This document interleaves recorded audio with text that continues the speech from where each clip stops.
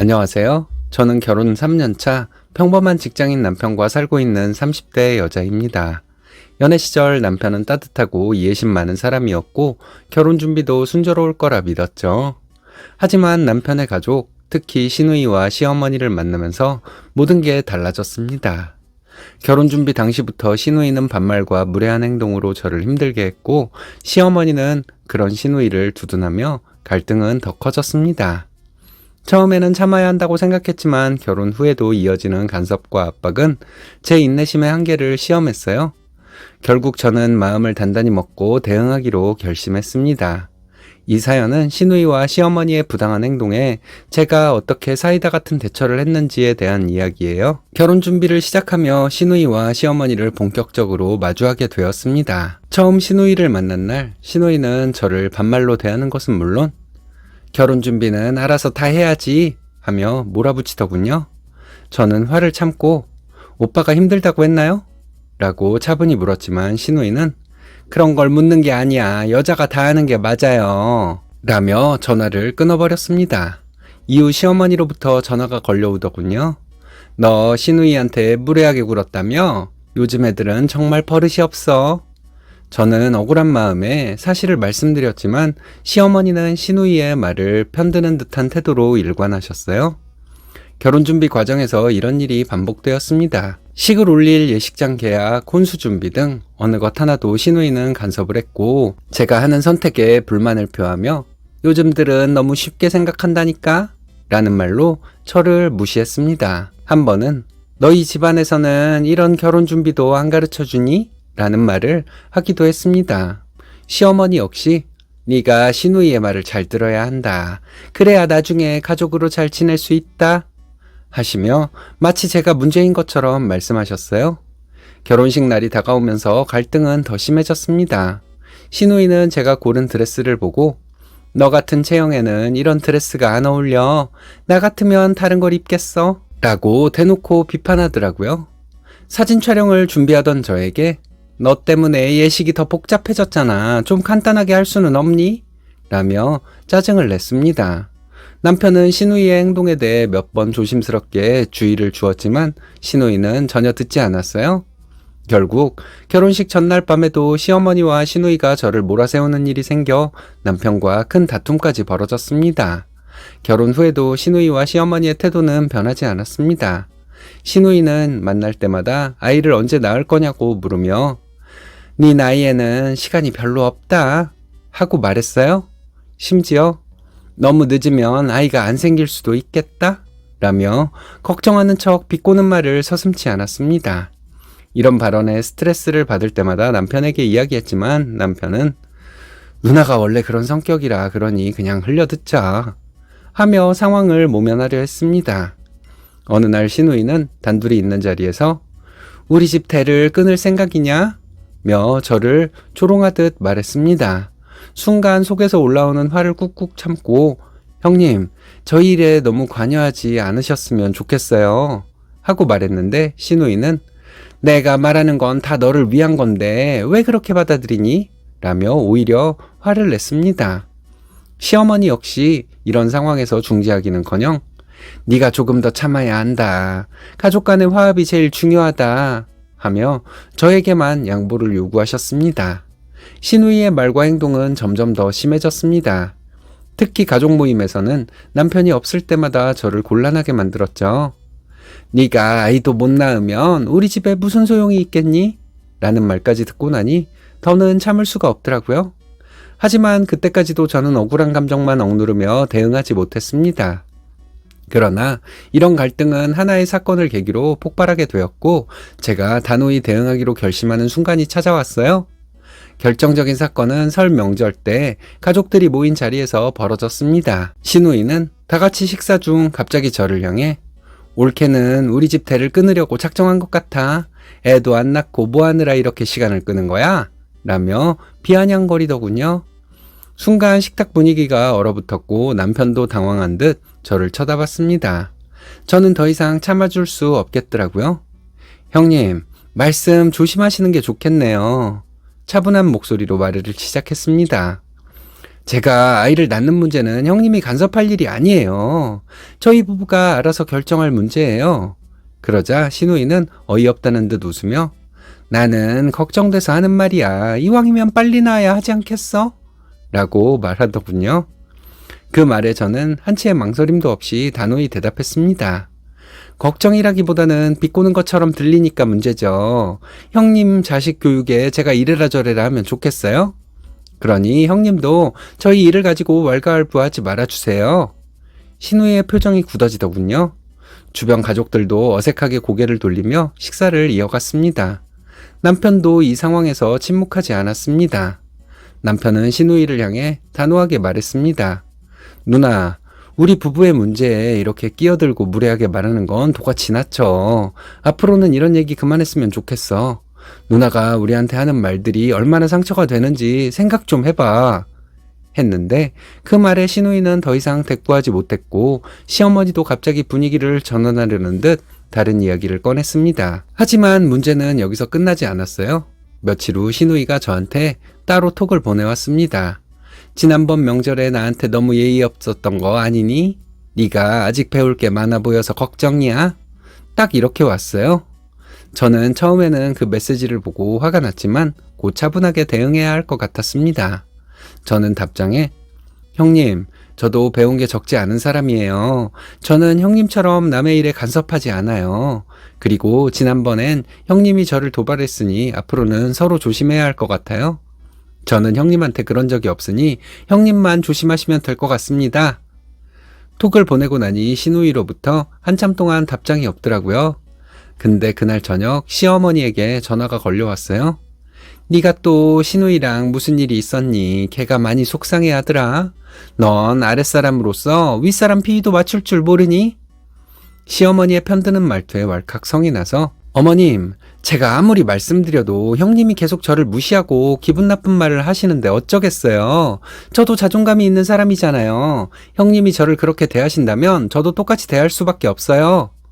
시어머니는 그래도 새색시가 참아야지 라고만 하시더군요. 저는 단호한 말투로 제가 참아서 해결될 일이면 애초에 형님이 그런 말씀 안 하셨겠죠. 저도 형님과 잘 지내고 싶지만 이렇게 무례한 태도를 계속 보이시면 제가 어떻게 형님을 존중할 수 있겠어요? 그 말을 듣고 시어머니는 더 이상 아무 말도 못 하셨습니다. 그리고 며칠 후 남편으로부터 시아버지가 시누이를 크게 혼내셨다는 이야기를 들었습니다. 너는 동생이 늦게 결혼해서 고생 끝에 가정을 꾸렸으면 축하를 해줘야지. 왜 오히려 괴롭히고 못 살게 구니? 이런 식으로 말씀하셨는데 아버님의 말씀에 시누이는 아무 말도 못하고 고개만 숙였다고 했습니다. 그 일이 있고 나서 시누이는 저를 대하는 태도가 좀 달라졌어요. 말투는 한결 부드러워졌더라고요.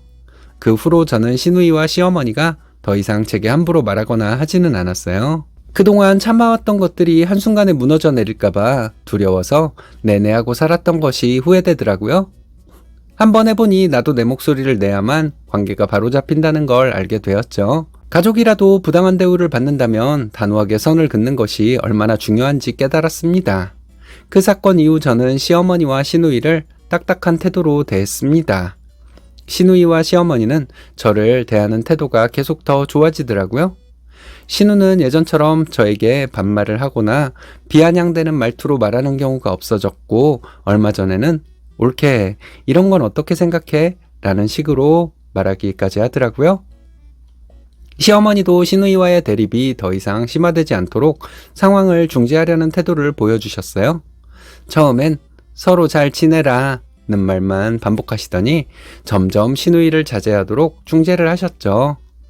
제가 화를 내는 것이 두려웠나 봅니다. 특히 가족 모임에서 시누이가 저를 불편하게 만들었던 일이 없어졌습니다. 과거에는 시누이가 가족들 앞에서 올케는 이걸 왜 몰라?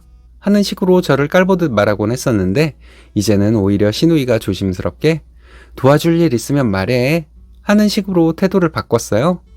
물론 이 변화가 단번에 진심으로 느껴지지는 않았죠. 오랜 기간의 갈등을 겪으면서 생긴 상처는 쉽게 치유되지 않게 마련이잖아요. 시어머니와의 관계도 크게 달라졌어요. 시어머니는 그동안 제가 잘못된 행동을 찾으려 애쓰시던 분이셨는데 이제는 네가 고생이 많다 하거나 네가 고생한 거 다 안다. 이런 말씀도 하시곤 합니다. 저는 이 변화에 시아버지의 역할이 꽤 컸다고 생각해요. 그날 시아버지가 시누이를 크게 혼낸 이후 시어머니도 자신이 시누이 편만 드는 것이 오히려 가정의 불화를 키운다는 사실을 알게 되셨겠죠. 남편 역시 저를 위해 적극적으로 나서주더군요. 예전에는 갈등이 생기면 누나가 원래 그래 이런 식으로 저보고 이해하고 넘기라는 식이었거든요. 언젠가부터 남편은 시누이나 시어머니가 선을 넘는 말을 할 때마다 바로 쓴소리를 해주었어요. 생각해보니 시어머니나 시누이보다 중간 역할 제대로 못하는 남편 때문에 제가 더 스트레스를 받고 있었더라고요. 지금은 남편이 변해서 평범한 결혼 생활을 이어나갈 수 있게 되었죠. 남편의 든든한 지원 덕분에 저는 더 이상 가족 모임에서 위축되지 않았습니다. 지금도 가끔 시누이가 이상한 소리를 하곤 하는데 그럴 때면 제가 하고 싶은 말 다 해요. 부당한 대우를 받으며 나중에 내 진심을 알겠지 하면 제가 호구로 보여 상대방은 저를 대하는 태도를 바꾸지 않는다는 것이었어요. 참기만 하면 상대방은 그것을 약점으로 삼아 더 기세등등해질 뿐이죠. 저는 처음에는 갈등을 피하는 것이 현명하다고 생각했지만 결국에는 정면으로 맞서야만 관계를 바로잡을 수 있다고 생각합니다. 특히 가족이라는 이유로 서로 선을 넘는 간섭을 하고 무례한 행동을 하는 것은 참아줘서는 안 된다는 것을 깨달았어요. 가족 관계에서도 기본적인 존중과 배려가 가장 중요하다는 사실은 누구나 다 알고 있잖아요. 또한 저는 이번 일을 계기로 제 자신에 대한 믿음과 자존감을 되찾았습니다. 과거에는 시누이나 시어머니의 비난과 압박 속에서 내가 정말 부족한 사람인가? 라는 생각에 스스로를 의심하기도 했습니다. 하지만 이제는 제가 그들에게 휘둘리지 않을 만큼 강해졌음을 느낍니다. 더 나아가 제 자신을 지키면서도 가족들과 적정한 거리를 유지하는 법을 배웠습니다. 시누이와 시어머니 때문에 떨어졌던 자존감도 되찾았습니다. 단호하게 내 의지를 표현했을 때 상대방도 나를 존중하는구나 이걸 느끼면서 저도 존중받게 되니 자존감이 올라간 것이었겠죠. 지금은 시어머니 시누이와 나쁘지 않은 관계를 유지하고 있지만 촉각을 세우고 지켜보고 있어요. 예전 같은 일이 또 생기지는 않겠지만 만약 그렇다면 저는 응징하려고요. 저희 시댁은 마냥 마음 편히 대할 수는 없는 사람들인 것 같습니다. 어쩔 수 있나요? 내가 선택한 남편이고 그 사람들의 가족이니까요. 안녕하세요. 결혼한 지 4년 되었고 아이 하나 있습니다. 시어머니 때문에 참 힘들었지만 이제는 만사가 편안해졌습니다. 시어머니 때문에 괴로운 일은 이제 없어요.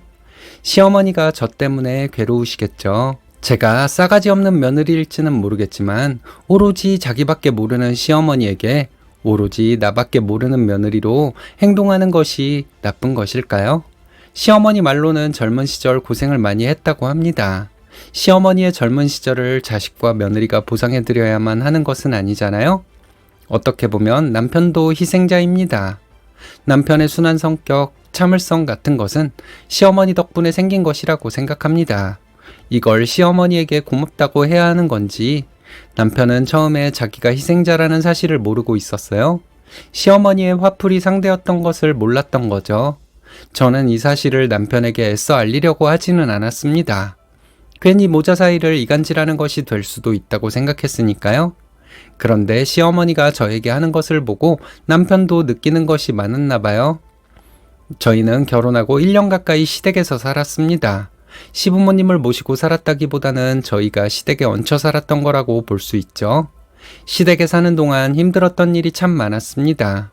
제가 힘들어하니 제 마음에 공감하던 남편도 힘들었겠죠?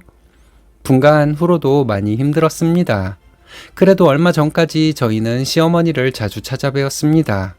작년부터 시어머니를 안 보고 살면 얼마나 좋을까 하는 생각을 참 많이도 했더랬죠. 분가한 후로 시댁에 갈 일이 생기면 가슴이 답답해졌습니다. 시댁에서 어떻게 살았나 싶더라고요. 시댁에 다녀오면 며칠 동안 저는 또 마음을 다스려야 했습니다. 시댁에 하루 다녀오는 것이지만 저는 거의 열흘간 스트레스를 받았던 거죠. 시어머니는 본인의 감정을 마음껏 표출해도 된다고 생각하는 사람이에요. 기분이 좋을 때는 한없이 좋은 사람인 척을 합니다. 그런 모습만 본 사람이 있다면 시어머니를 참 정 많고 좋은 사람이라고 생각할 것 같아요. 그러다가 본인 기준에 어긋나는 것이 있으면 시어머니는 거침없이 화를 내고 소리를 지르는 분입니다. 본인이 틀린 기준을 가지고 있더라도 다른 사람들은 본인을 수용해 주어야 한다고 생각하시나 봐요. 그 이유는 간단합니다. 본인은 좋은 사람이고 젊은 시절 고생과 희생을 많이 하고 살았기 때문에 그 정도 대접을 받아야 한다고 생각하기 때문입니다. 시어머니가 틀린 이유로 화를 내는 것에 대해 말씀을 드리면 그래도 자식은 부모를 이해해줘야 한다고 말씀하십니다. 이거 참 미칠 노릇이에요.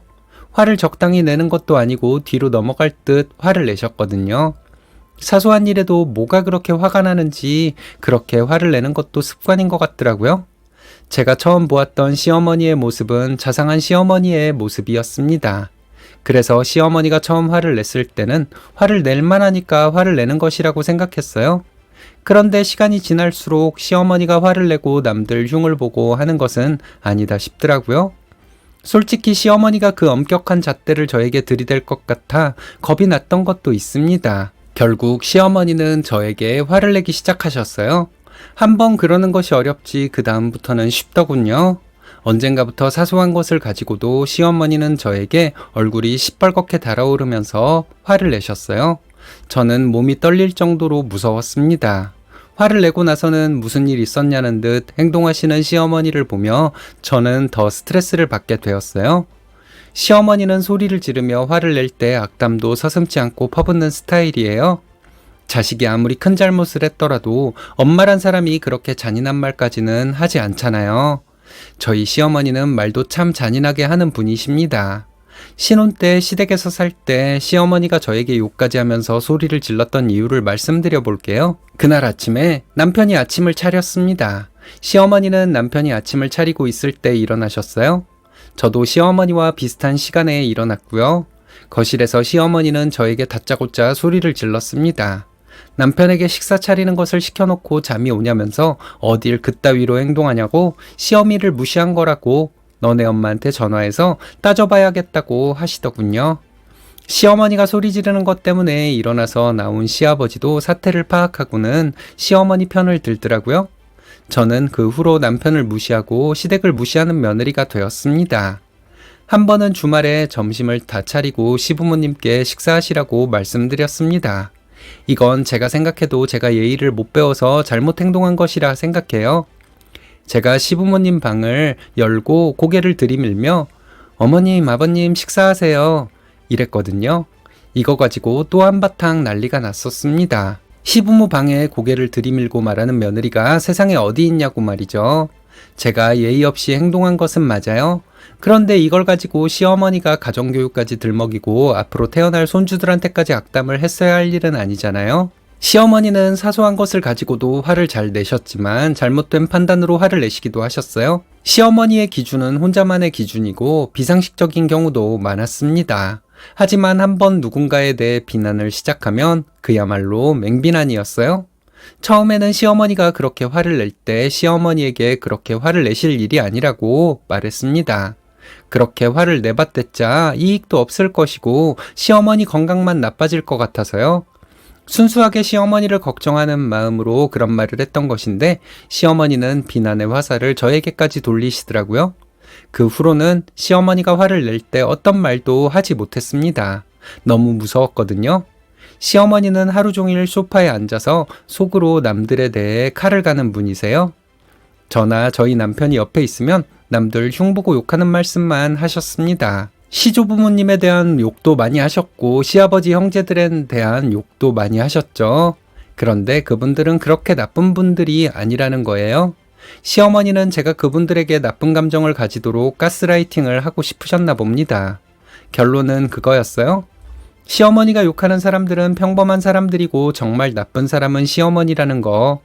평범한 사람들이지만 시어머니에게 벌벌 떨고 항상 잘해주는 사람이 아니라면 모두 나쁜 사람이 되었습니다. 시어머니는 그렇게 남들의 흠을 들추면 본인이 좋은 사람이 된다고 생각하는 것 같기도 했어요. 자신은 무결점인 사람이라고 말하고 싶으신 것 같은데 그럴수록 주변 사람들은 그 사람을 더 나쁘게 보지 않나요? 시어머니는 이 간단한 사실을 모르고 계시는 것 같았습니다.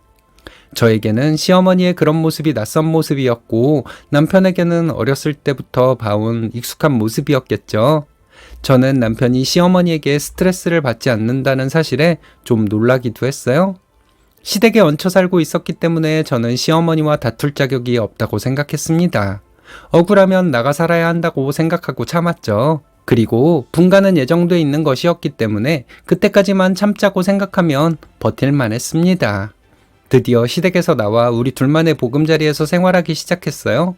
별것도 아닌 일상이 얼마나 행복하게 느껴졌는지 모릅니다. 하지만 그 행복도 잠시뿐이더라고요. 가끔 시댁에 가는 것은 시어머니와 함께 사는 것에 비하면 정말 아무것도 아닐 거라고 생각했어요. 그리고 저희 아이가 태어난 후로는 시부모님이 저희 아이를 너무 많이 보고 싶어 하셔서 얼굴 보여드린다고 더 자주 찾아뵈었습니다. 한 달에 한 번 정도 시댁에 갔는데 그것도 점점 힘들어지더군요. 매일 보던 저희를 가끔 보니까 그런 건지 시어머니는 더 심하게 말을 하시더군요. 시어머니가 하시는 말씀 중에는 남들에게 누명을 씌우는 것들도 엄청 많았습니다. 그건 사실이 아니잖아요. 이런 말을 했다가는 정말 무슨 일이라도 날 것 같아서 그런 말도 하지 못했어요. 온갖 인신공격이 저에게 날아들 것이 뻔했거든요.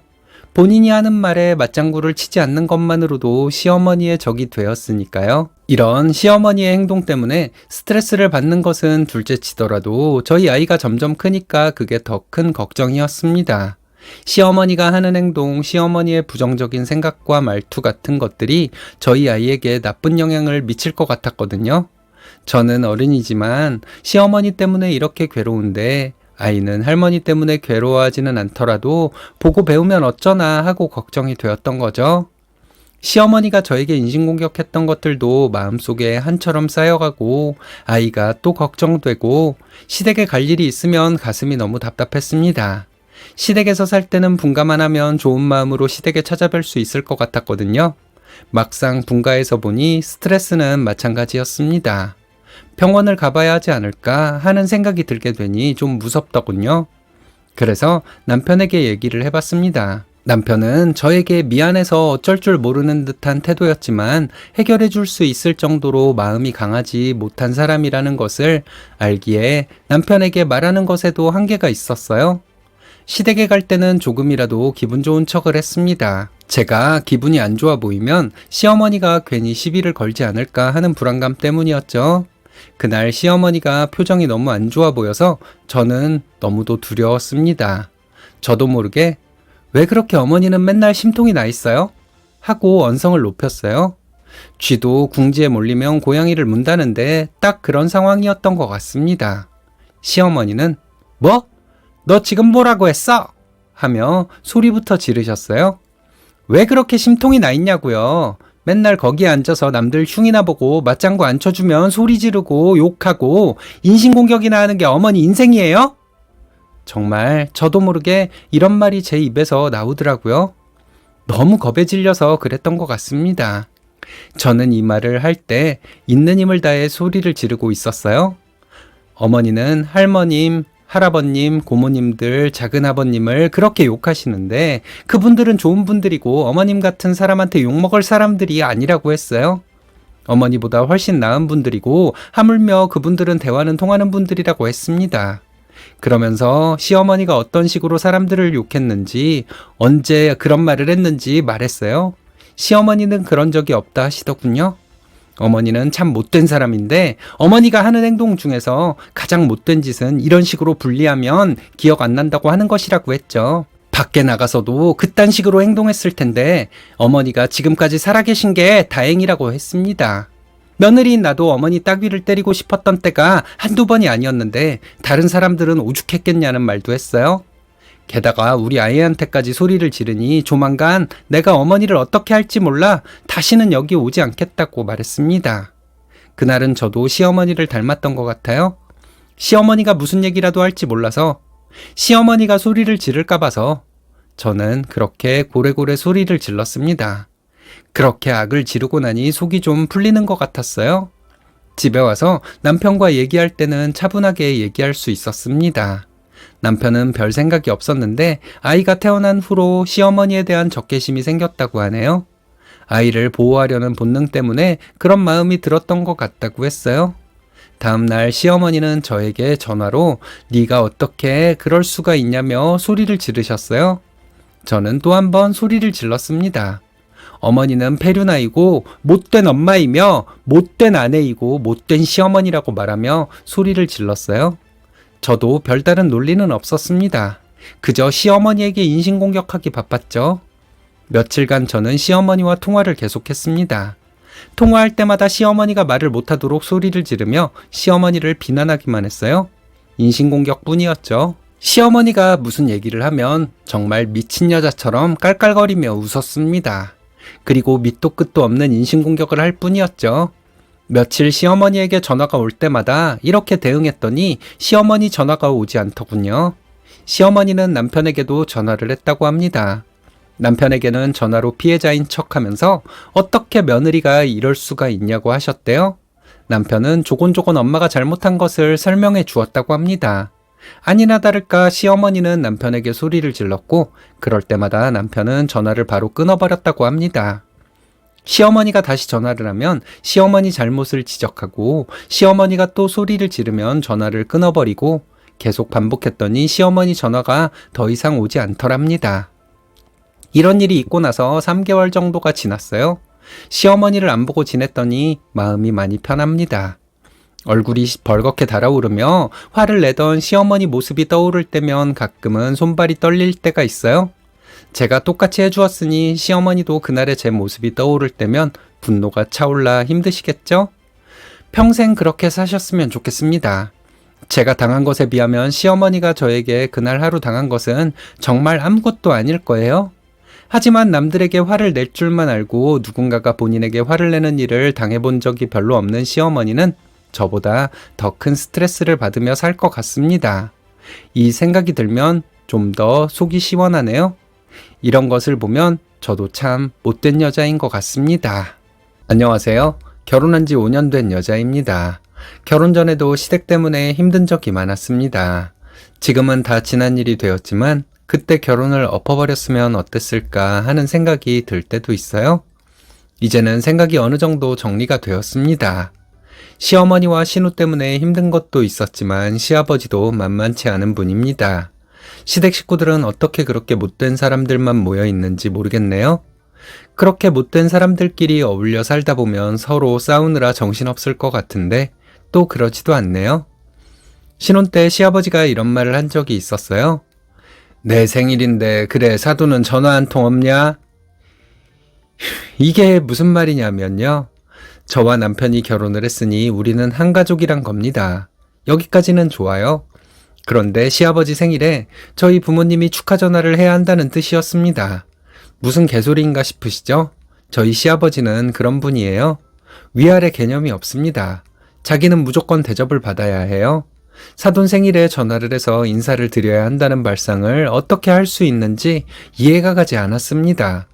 저희 부모님을 자기 아랫사람으로 생각하는 것 같아서 기분이 나빴고요. 남편에게 얘기했더니 자기 부모님을 너무 나쁘게만 보지 말라 하더군요. 이거 가지고 이혼 직전까지 싸웠습니다. 이게 나쁘게 보고 좋게 보고의 문제일까요?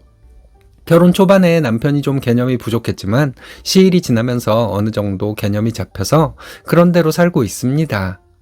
저는 시댁을 이해하는데 참 오래 걸렸습니다. 친정과는 많이 다른 분위기였거든요. 옳다 그르다로 나눌 수 없는 얘기라 생각했기 때문에 더 오래 시간이 걸린 것 같습니다.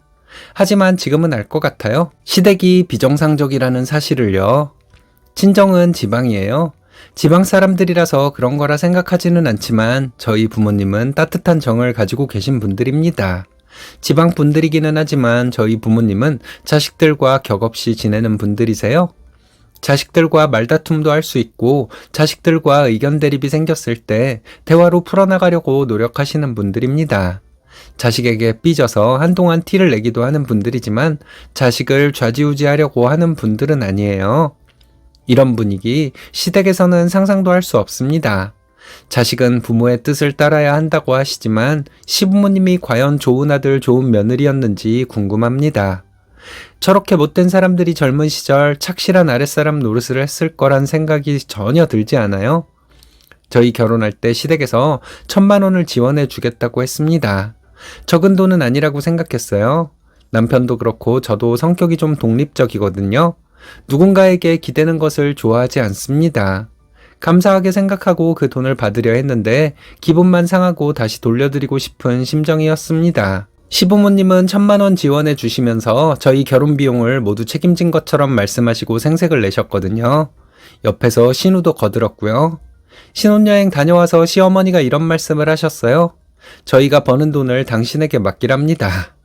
그리고 저희는 당신에게 생활비를 타서 쓰랍니다. 결혼할 때 지원을 많이 해줬으니 그렇게 하랍니다.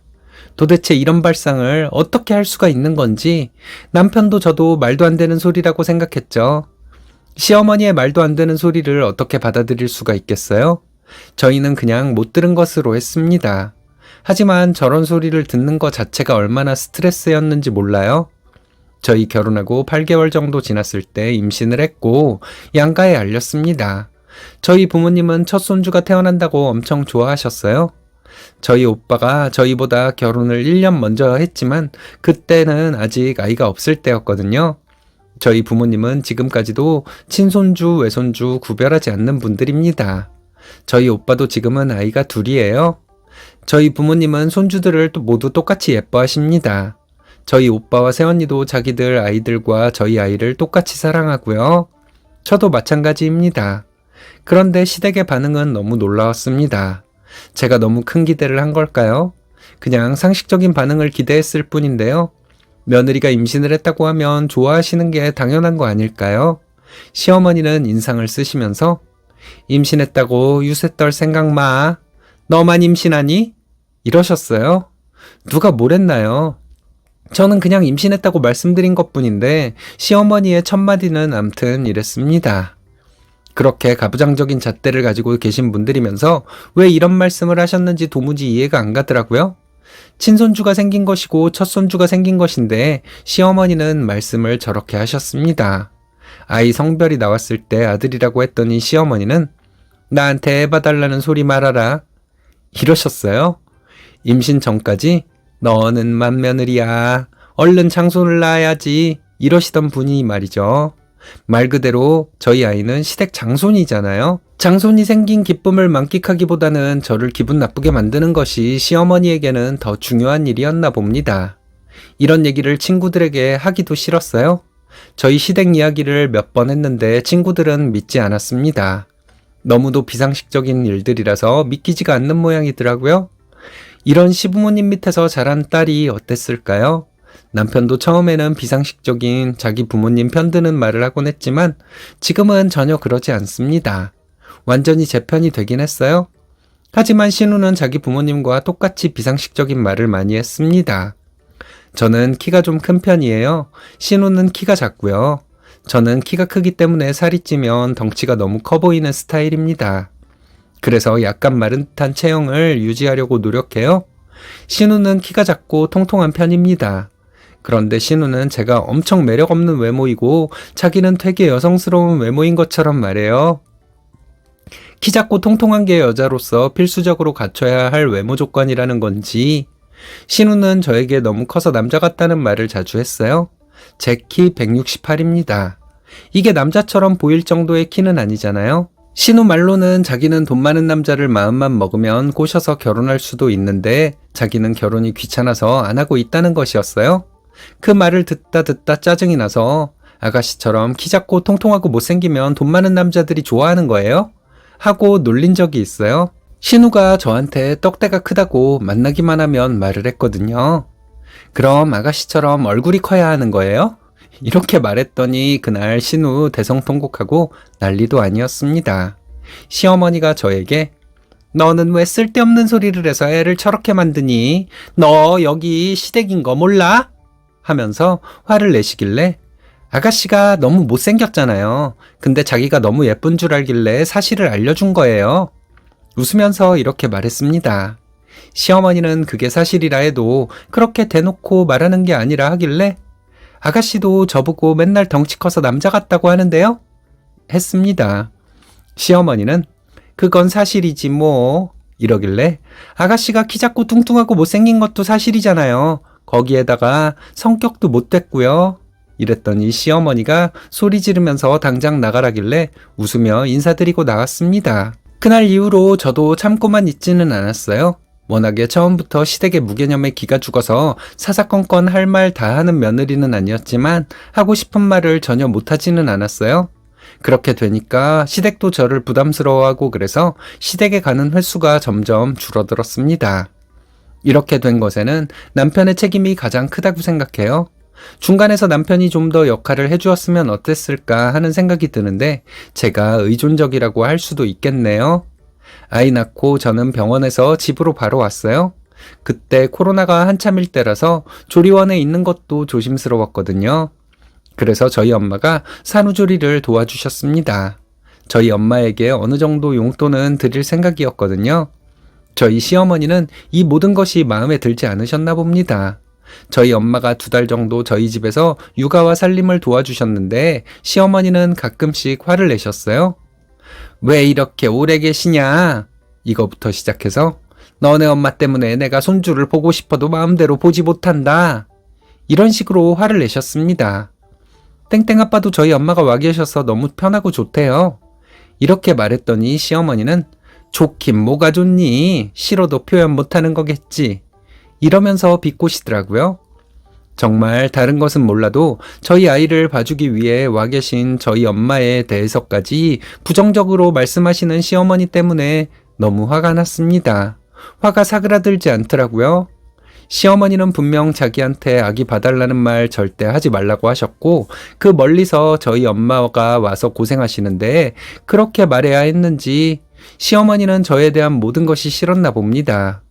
저는 그때까지만 해도 시어머니가 이런 점은 안 좋아도 이런 장점도 있으니까 하면서 시어머니를 나쁘게 보지 않으려고 노력했거든요.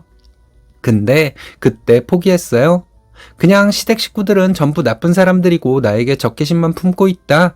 이렇게 생각해버렸습니다. 그러다 보니 시댁 식구들에게 말이 곱게 안 나가더라고요. 저희 엄마가 집으로 돌아갈 날이 며칠 안 남았을 때였어요. 주말에 시댁 식구들이 전부 왔습니다. 시어머니와 신우는 은근 저와 엄마를 기분 나쁘게 만들더라고요. 신우가 저희 아이가 작다고 깐족대는 거예요. 2.8kg로 태어나서 모유 잘 먹고 크고 있는데 신우는 무슨 근거로 그런 말을 하는지 계속 저희 아이가 작다고 했습니다. 듣다 못해서 제가 우리 땡땡이 작은 편 아니에요. 젖살 올라서 통통해서 예쁘기만 한데요. 이랬더니 신우는 작은 거죠. 언니가 맨날 다이어트 한다고 잘 먹지도 않고 그래서 애가 저런가 봐요. 이러더라고요. 그럼 모든 사람들이 아가씨처럼 뚱뚱해야 돼요? 이렇게 말했습니다. 신우는 저를 노려보더라고요. 왜요? 아가씨처럼 뚱뚱하고 못생기면 안 되는 거 아니에요? 이랬더니 시어머니는 얘 또 말 싸가지 없게 한다. 너 말 조심 좀 못하니? 이러셨어요. 왜요?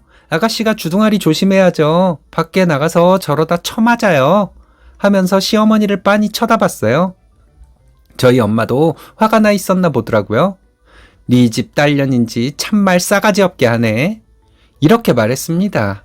신우는 인상을 팍 쓰더니 저희 남편에게 오빠는 왜 가만히 있어? 도대체 누구 편이야? 소리를 지르더라고요. 남편이 누구 편이 어디 있냐고 너는 여기 시비 걸러 왔냐고 하면서 당장 나가라고 더 크게 소리를 질렀습니다. 시부모님에게도 쟤 저러는 거 보고 가만히 계시면 저거 엄마가랑 아빠가 시킨 거예요. 당장 나가세요. 하고 시댁 식구들을 전부 내쫓아 버렸어요. 남편이 시댁 식구들을 쫓아내고 들어와서 저희 엄마에게 사과를 하더라고요. 저희 엄마는 별 말씀 안 하셨습니다. 그리고 지금까지 시댁의 발길을 끊고 지냈습니다. 그런데 얼마 전에 시어머니에게 전화가 왔어요. 제가 시댁과 연 끊으려고 끊은 것은 아니거든요. 남편이 앞으로 자기 식구들과는 안 보고 사는 게 맞는 것 같다고 정리를 해줬고 시댁과 전화할 일 있으면 남편이 알아서 했습니다. 그리고 시부모님이 저희 아이 보고 싶다는 핑계를 대면 우리 땡땡이한테 그딴 식으로 해놓고 보긴 뭘 보냐고 했대요. 남편이 이렇게 해줘서 시댁과 연락도 하지 않고 지낸 것이었을 뿐 저는 시댁을 피할 마음도 없었어요. 차라리 할 말 다 하고 막말도 하는 며느리가 되고 싶었거든요. 시어머니 전화를 받아보니 너는 어떻게 전화를 한 번도 안 하니? 이게 첫 마디였습니다. 땡땡 아빠가 하지 말래서요. 했더니 말이 없으시더군요. 시어머니는 이번 연말에는 한번 집에 오는 것이 어떻겠냐고 하길래 제가 왜요? 하고 되물었습니다. 시어머니는 또 말이 없더라고요. 그래서 끊는다는 말도 하지 않고 전화 끊어버렸습니다. 그날 남편이 집에 와서 얘기하는데 시어머니와 통화를 했다고 합니다. 시어머니가 저와 통화한 사실을 남편에게 얘기했대요. 제가 시어머니에게 소리를 지르고 화를 냈다고 하길래 남편은 엄마가 또 무슨 소리를 했길래 땡땡 엄마가 그래요. 하여튼 엄마는 좀 입에 자크를 좀 채우고 사세요. 이런 식으로 말했다고 합니다. 시어머니가 전화로 대성통곡하고 발광을 하길래 전화 끊었대요. 시댁 식구들은 변하지 않을 거란 생각이 들어요. 그래서 남편과 얘기했습니다. 시댁과는 평생 거리를 두고 살아야 할 것 같다고요? 저희 아이 교육상 안 좋을 것 같다는 말은 남편이 먼저 했어요.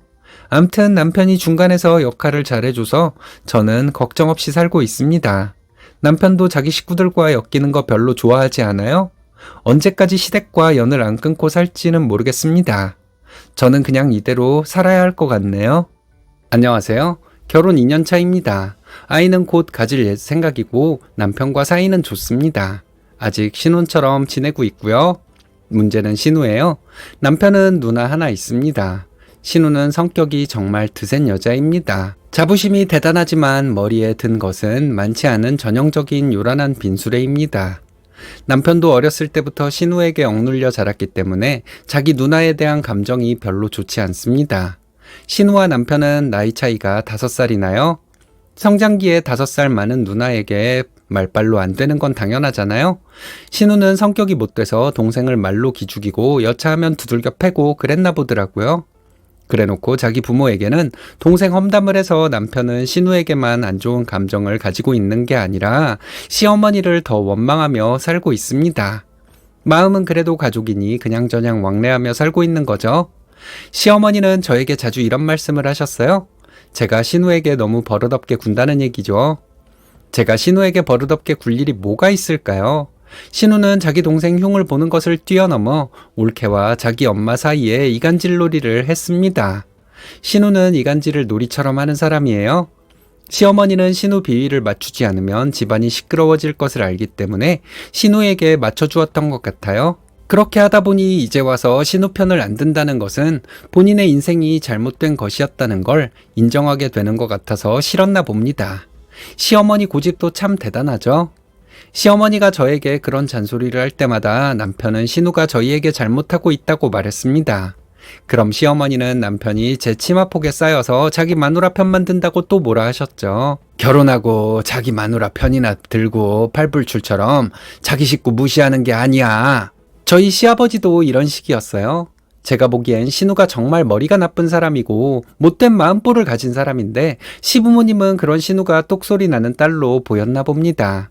신우에게 세뇌가 되어 시부모님은 저희 남편을 철없는 막내 아들로 치부하며 사시더라고요. 제가 보기에 저희 남편 참 똑똑하고 멋진 사람이거든요. 남편은 신우에 대해 얘기할 때 말 그대로 악에 받쳐서 얘기하는 경우가 꽤 많았어요. 처음에 저는 남매 사이에 저렇게 감정이 상해 있을 수가 있을까 해서 제대로 남편의 편을 들어주지 못했습니다. 솔직히 저는 남편의 마음을 공감하지 못했던 거였어요. 누나를 저렇게 미워하는 경우가 있을까 싶어서 남편이 좀 이상하게 여겨지기까지 했습니다. 남편은 누나에게 당했던 얘기들을 하면서 미친년이라는 단어를 가끔 썼어요. 남편이 평소에 욕을 입에 담는 사람이 아니거든요. 그래서 더더욱 이상해 보였습니다. 남편을 진정시키기 위해 그러지 말라고 했는데 지금 생각해보면 저는 남편이 흥분했을 때 같이 신우를 욕해주는 것이 최선이 아니었을까 합니다. 남편은 저의 반응을 보고 얼마나 답답했을까요? 자기 마음을 공감해주지 않는 와이프에게 얼마나 서운한 감정이 들었을까요? 남편이 악에 바친 듯한 말투로 누나에 대해 말한 것은 저의 반응 때문이었을 거예요. 결혼하고 보니 시댁 분위기는 너무 답답했습니다. 신우는 한껏 잘난 척을 하고 그 누구 하나 장난식으로라도 신우의 잘난 척에 제동을 거는 사람은 없었죠. 신우는 꺼리낌 없이 생각나는 대로 말해서 사람을 기분 나쁘게 하는 사람이란 것을 알게 되었습니다. 참 부럽다는 생각이 들기도 했죠. 저렇게 자기 멋대로 말하는데 다들 고개를 끄덕이고 있으면 스트레스도 없고 얼마나 좋을까 싶기도 했습니다. 신우는 자기를 완벽한 사람으로 표현했어요. 신우 말로 자기는 효녀이고 효부이며 친구들 사이에는 인싸 중에 인싸였습니다. 그럴 리가요. 저렇게 자기 멋대로 말하고 자기 말에 조금이라도 동조하지 않으면 공격적인 모습을 보이는 사람이 말이죠. 결혼하고 나서 시댁에서 신우와 딱 한 번 함께 있어보고 저는 신우가 일단 재수없는 사람이라고 생각했어요. 신우가 그렇게 잘난 사람이라면 다른 사람들의 입에서 신우가 잘난 사람이라는 말이 나왔겠죠. 그럼 신우가 그렇게 셀프 칭찬을 할 필요가 없잖아요. 근데 저는 여지껏 단 한 번도 다른 사람이 신우에 대해 칭찬하는 말을 들어본 적이 없습니다. 신우는 결혼 전부터 저에게 야 너 했어요? 친근감이 들지는 않고 기분이 나빴습니다. 자기는 정말 멋진 커리어 우먼인데 결혼 때문에 모든 것을 포기한 사람이라는 것도 참 웃겼어요. 그렇게 커리어가 좋으면 이기적인 신우가 커리어를 포기했을 리가 없겠죠. 취직을 한 것이면서 희생정신으로 결혼을 했다는 신우 말이 참 웃겼습니다. 나중에 알고 보니 신우는 평범한 직장인이었고 또래 평균 연봉에 못 미치는 연봉을 받고 회사 생활을 했더라고요. 신우는 저와 남편에게 지적질하는 것을 참 좋아하는 사람이죠. 사소한 것도 왜 그런 식으로 하냐며 지적을 하는 것을 좋아합니다. 그런데 정작 자기는 모든 것에 면죄부를 가지고 있어요. 한 번은 시댁에 신우가 아이들을 데리고 와 있었는데 시어머니가 아이들을 돌봐주고 저는 식사 준비를 했습니다. 신우는 방에 틀어박혀서 잤는지 놀고 있었는지 밥 때만 나와서 밥을 먹더라고요. 남편이 왜 엄마 힘들게 애들 풀어놓고 그렇게 방에만 있냐고 한마디 했더니 내가 네 동생이야? 어딜 가르치려 들어? 하면서 눈에 쌍심지를 켜고 달려들었어요. 형님이 그렇게 하는데 그럼 한마디 말도 못해요? 제가 이랬거든요. 신우는 둘이 아주 쌍으로 덤빈다며 너네나 똑바로 하라고 말하고는 또 방으로 들어가 버렸습니다. 그날 남편이 집에 와서 말하더라고요. 제가 자기 편에 서서 말하는데 너무 기분이 묘했다고요. 바른 말을 해도 자기는 늘 부모님에게 좋은 소리를 못 듣는 사람이었는데 처음으로 자기 편을 들어주는 사람이 생겼다며 어이없다는 듯이 웃었습니다. 남편에게 들은 바로는 신우가 결혼 전까지 집안일을 전혀 안 했다고 해요. 회사원이라는 이유로 집에서 손가락 하나 까딱하지 않다가 결혼을 한 거죠. 결혼 후에 신우는 친정에 와서 먹고만 갔다고 합니다. 자기는 뭐가 그렇게 특별한 사람이라서 이런 식으로 행동을 했는지, 그런 딸을 보고도 가만두는 시부모님은 인격자인 것인지 참 이해가 가지 않는 것들 투성이었습니다. 시댁에 가서 보면 저와 남편, 시어머니가 밥을 차리고 설거지를 해도 신우는 전혀 움직일 생각이 없었어요. 눈치도 안 보고 빈둥거리고 있었죠. 누가 뭐라 하면 신우가 또 개지랄을 떨까봐 누구 하나 신우에게 지적하는 사람도 없었습니다. 남편이 설거지를 많이 했는데 시어머니는 아들이 설거지하는 꼴은 또 보기 싫었나 봐요. 남자가 설거지하는 거 정말 보기 싫다 하셨습니다. 그럼 놀고 먹는 딸을 한번 시켜보시던지요. 신우는 시댁에서 만나면 자기 남편과 자기 시댁 험담하기 바빴어요. 결혼해서 자기가 애들 둘이나 낳아줬는데 남편이란 사람은 돈벌이가 별로라서 힘들다는 것이었습니다. 그런 아들을 장가 보내놓고 요구사항이 많은 시댁이 정상이냐 이런 식의 논리였어요. 그럼 형님은 저 귀여운 애들을 낳아서 형님 남편이랑 시댁에 준 거라고 생각하는 거예요? 형님 애들 아니에요? 이렇게 물었거든요. 심해부는 껄껄거리며 오랜만에 바른 소리 들었다고 하더군요. 심해부도 신우에게 불만이 엄청 많았겠죠. 신우 성격 맞춰가며 살기가 쉽지는 않았을 거예요. 신우는 저에게 남의 부부 일을 네가 뭘 알아? 이러더라고요. 형님 평소 행동을 보면 알죠. 여기 오면 형님은 맨날 형님 시댁이랑 남편 욕만 하다 가잖아요. 이렇게 말했더니 신우는 얼굴이 새빨개졌습니다. 처남댁 앞에서 땡땡 엄마가 그러던가요? 하고 심해부가 묻더군요. 네, 형님은 시댁에 불만이 얼마나 많은지 하루 종일 자기 시댁 욕만 하던데요? 저는 이렇게 말했습니다. 나중에 시어머니가 저에게 뭐라 하시더라고요. 왜 괜히 쓸데없는 소리를 해서 신우네 부부 사이 안 좋아지게 만드냐고, 걔네들 이혼하면 네가 책임질 거냐고 화를 내셨어요. 내가 무슨 책임이 있어요? 신우가 못된 게 잘못이죠. 그런 못된 신우를 바로잡아주지 못한 어머님도 책임이 크고요. 이렇게 말했더니 시어머니는 한숨만 쉬셨습니다. 얼마 전에 신우는 자기 남편을 속이다가 걸려서 이혼당할 처지에 놓였다는 말이 들렸어요. 신우 부부는 양가에 20만 원씩 매달 드리기로 했다고 합니다. 그런데 신우가 난리를 쳐서 양가 용돈을 없앴다고 해요. 그래놓고 신우는 자기 남편 몰래 자기 부모님에게 용돈을 계속 드렸던 거죠. 한동안 이혼한 애 만에 했는데 시어머니가 신우 부부를 불러서 중재하셨다고 합니다.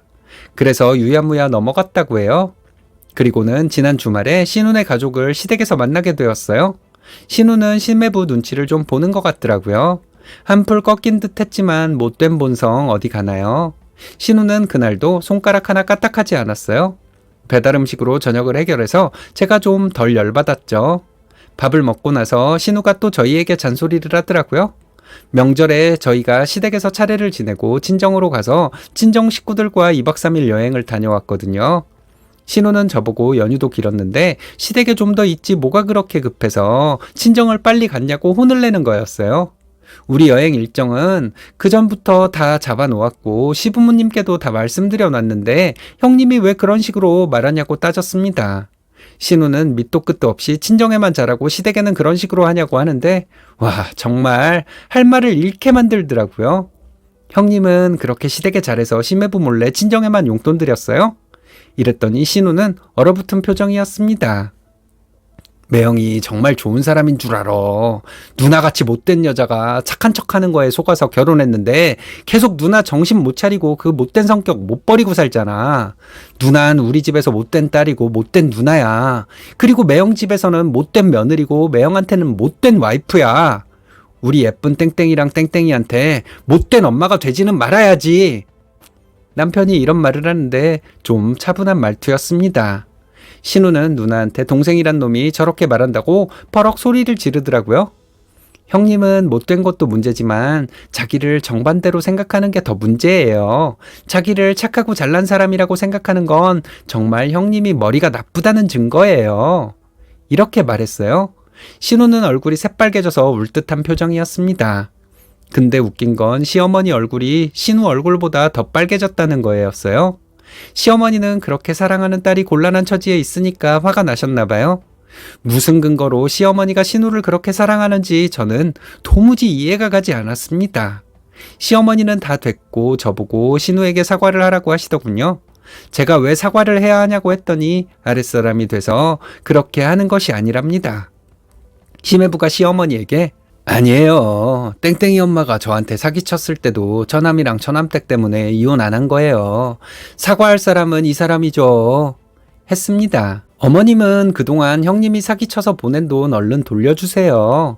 그리고 어머님도 사위에게 사과하셔야죠. 그러지 않으면 형님이 사기친 거 어머님도 공범되는 거예요. 하고 말하니까 남편이 엄마, 이런 거 일일이 우리가 말해줘야 하시겠어요? 했습니다. 시어머니와 신우는 그때부터 한마디도 하지 못했어요. 앞으로 저는 시댁에 가면 신우가 사기친 얘기를 물고 늘어지려고 해요.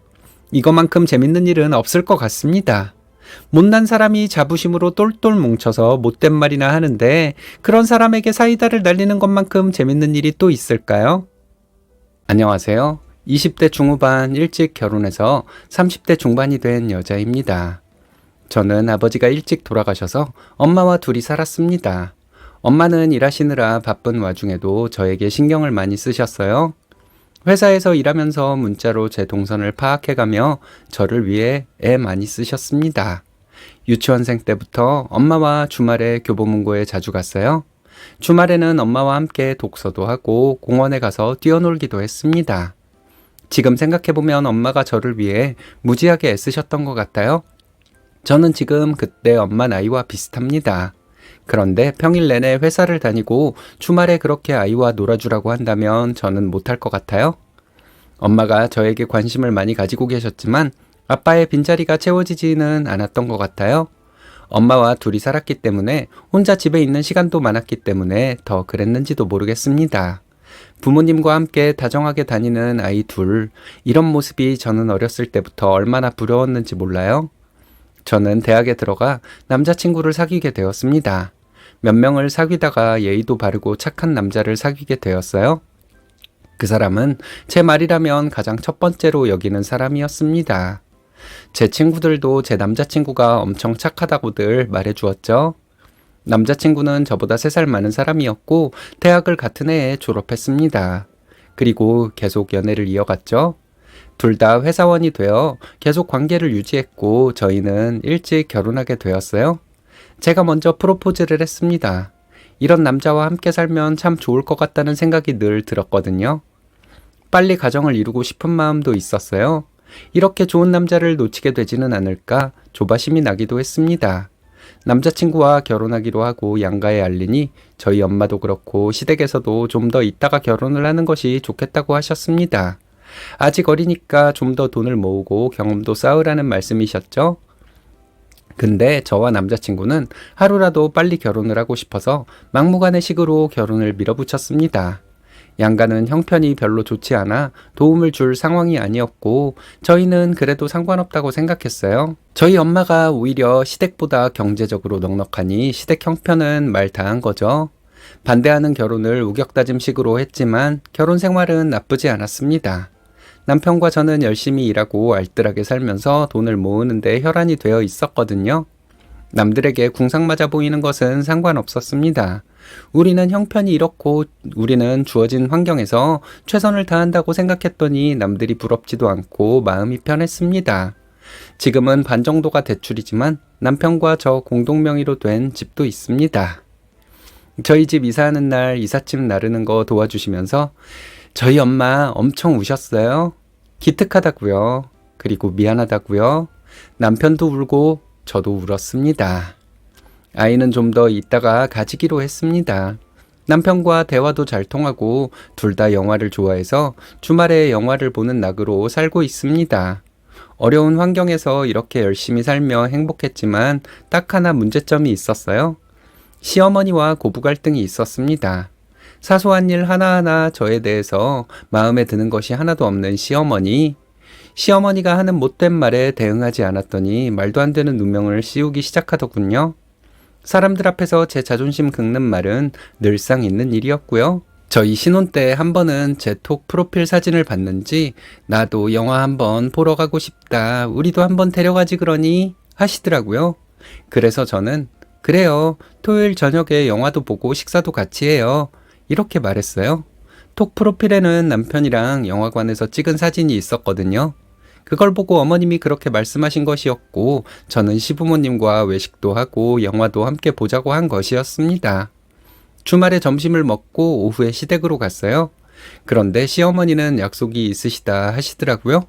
부부 동반 약속이 있다는 것이었어요. 그래서 제가 오늘 저희랑 영화도 보고 외식도 하기로 하셨잖아요. 했는데 시어머니는 버럭 화를 내시더군요. 내가 언제? 너네 그렇게 영화 보러 다니고 나가서 밥 먹으면 언제 돈 모으냐고 했지? 하시면서 화를 내셨습니다. 너무 황당하잖아요.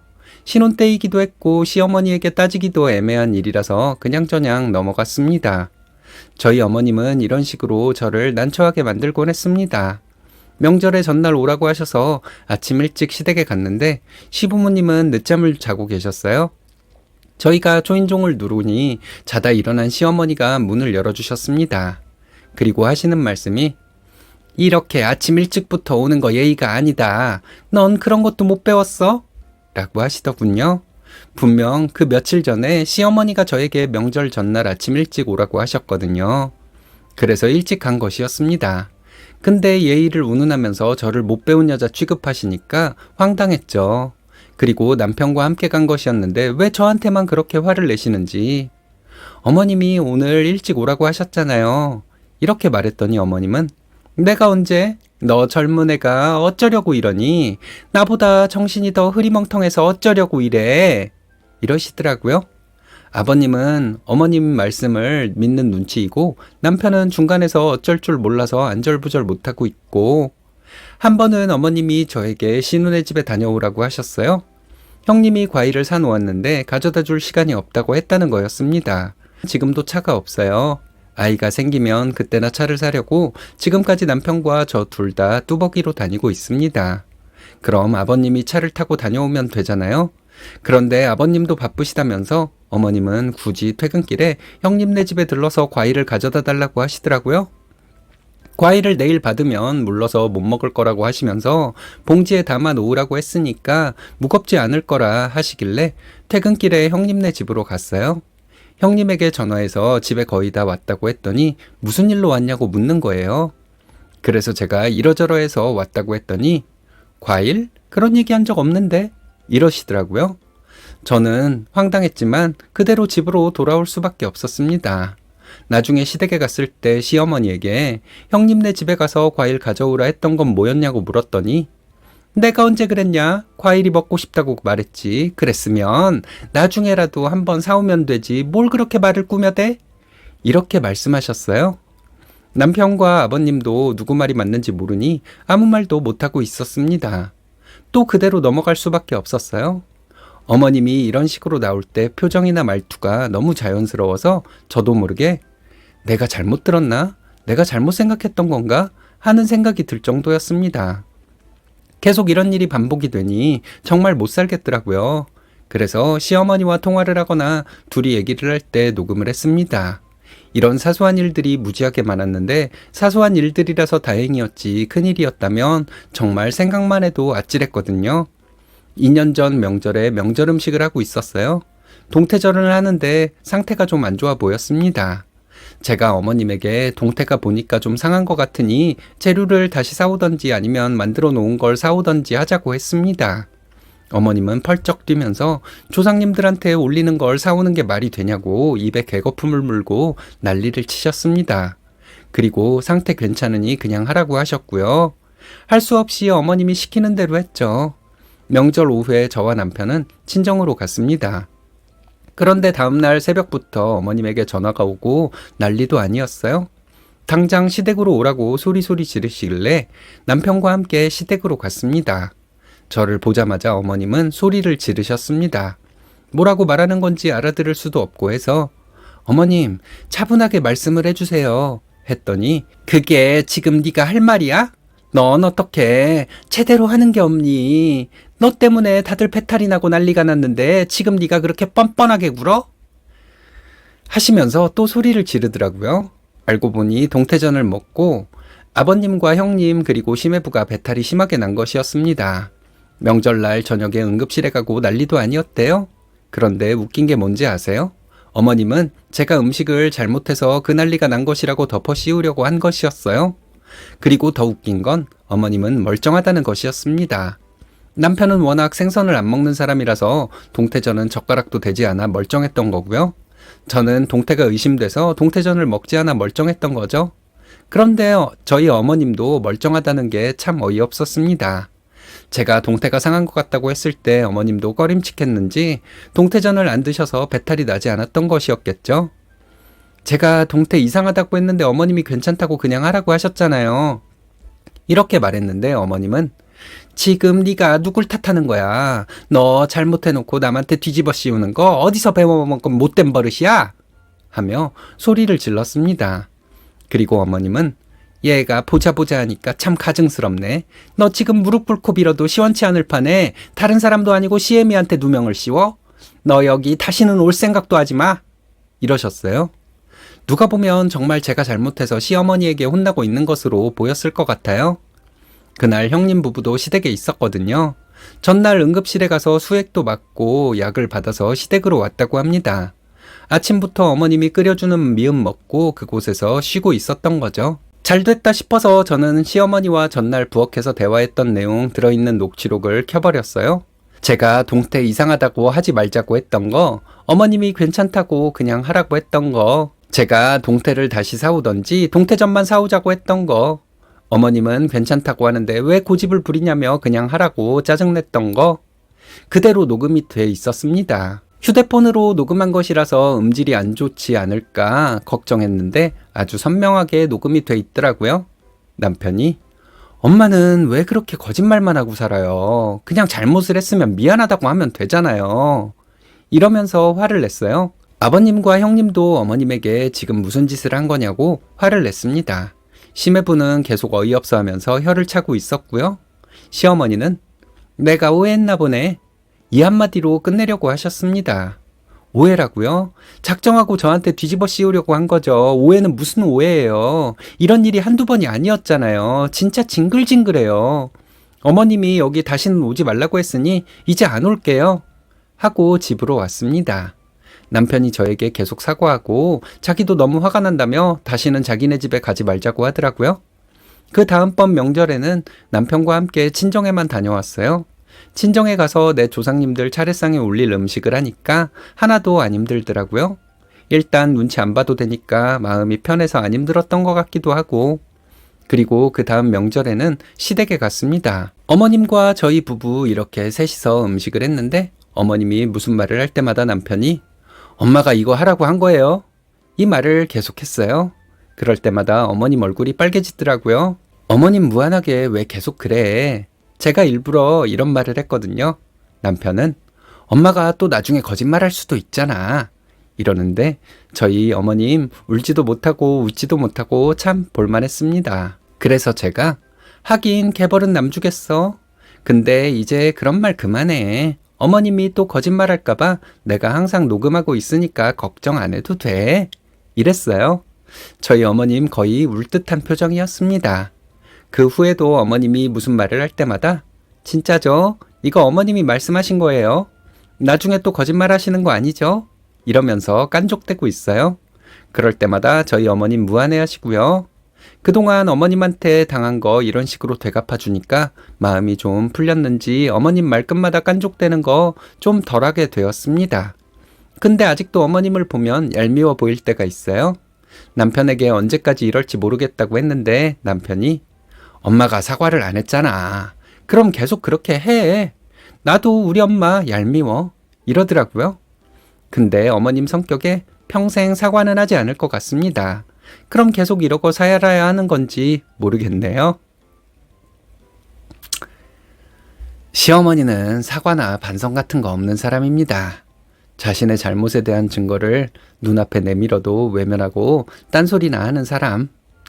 자신은 소중한 사람이기 때문에 절대 사과하는 법은 없죠. 존귀한 사람에게 일반인의 잣대를 들이댈 수는 없잖아요. 그런 사람 약점 잡고 평생 놀려먹는 것도 재밌겠네요.